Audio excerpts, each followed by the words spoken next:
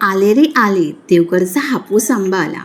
आज माझ्या माहेरून देवगडचा हापूस आंबा आलेला आहे आणि माझ्या आईने खास अशी अळूवडी बनवलेली आहे. फक्त आणि फक्त मला फ्राय करायची आहे. आज माझ्या झाडावरच्या आंब्याचा आमरस तुम्हाला मी दाखवणार आहे आणि खास अशी माहेरची आठवण म्हणून संपूर्ण अशी थाळी बनवलेली आहे.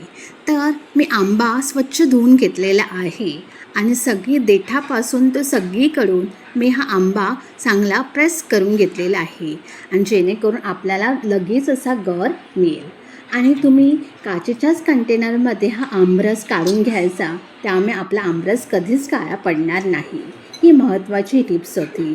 तर हा आंब्याचा कोय आणि तुम्ही बघू शकतात किती गर असा घट्टसर निघालेला आहे आणि मी मिक्सरचा जरा पण वापर केलेला नाही आहे. जो कोणी मिक्सरचा वापर करून आमरस बनवतो तो आमरस नसतो, तो पल्प असतो. आणि असा हा नैसर्गिकरित्या आपण हा हाताने आमरस बनवतो त्याला आमरस असं म्हणतात.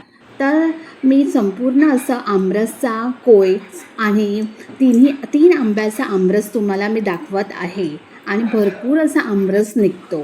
तर 2 टायमाला आरामात पुरतो.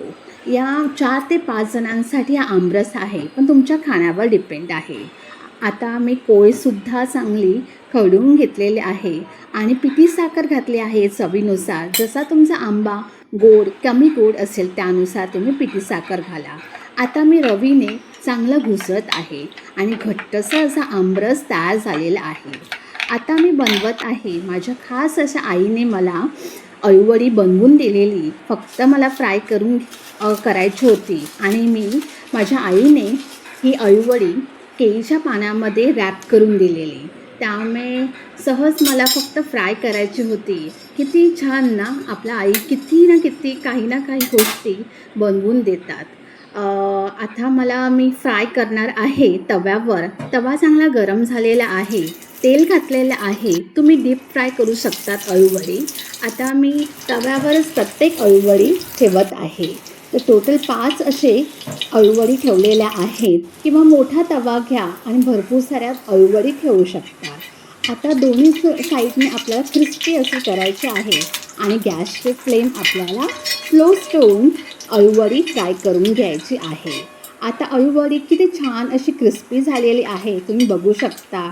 आता मी डिशमध्ये काढून घेत आहे आणि सगळ्याच अळूवडी तळून घेतलेल्या आहेत आणि तुम्ही बघू शकता कुरकुरीत अशी झालेली आहे. आता आपल्याला पुरी बनवायची आहे. आमरस आहे तर पुरी पाहिजेच. तर गरम तेलामध्ये पुरी मी घातलेली आहे आणि टम्म अशी फुगलेली आहे, तुम्ही बघू शकता. आणि सोनेरी रंग असा आलेला आहे या पुरीला. किती छान दिसतं आहे ना, टम्म अशी फुगलेली गरमागरम अशी पुरी झालेली आहे. आता तेही सुद्धा पुरी मी काढून घेत आहे. आता संपूर्ण अशी थाळी तयार झालेली आहे आणि तुम्ही बघू शकतात घट्टसा असा आमरस तयार झालेला आहे आणि थोड्या वेळसाठी मी फ्रीजमध्ये सेट करत ठेवलेला.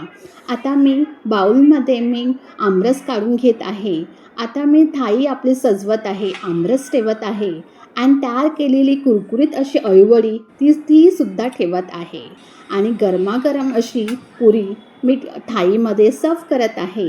आणि घरच्यांना गरमागरम अशी थाळी द्या, म्हणजे त्यांचं पोटभरी असं दुपारचं जेवण होईल आणि घरचेही खुश आणि आपणसुद्धा खुश.